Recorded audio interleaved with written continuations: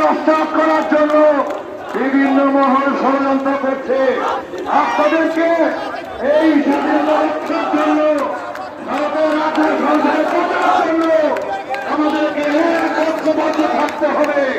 সবাই মিলে আমরা নিয়ম শৃঙ্খলার মধ্য দিয়ে এই বাংলাদেশের 50 লক্ষ নেতা কর্মী যারা 1.5 লক্ষ মামলা আসামি হয়েছিল, সবাই সজাগ থাকবেন। ছাত্র জনতাকে নিয়ে সব রকম ষড়যন্ত্র আমরা মোকাবেলার জন্য রাত দিন সীমান্ত সহ সব থেকে পাহারা দেব।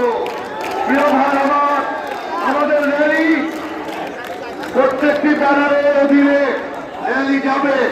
সেই র্যালির পিছনে আপনারা থাকবেন। আপনারা যদি বিশৃঙ্খল করে সামনে যান তাহলে এটা ভালো হবে না, খারাপ দেখাবে। কেউ বিভাগীয় ব্যানারের সামনে যাবেন না। শুধুমাত্র বিভাগীয় নেতৃবৃন্দ তারাই শুধু বিভাগের সামনে থাকবে। তারপরে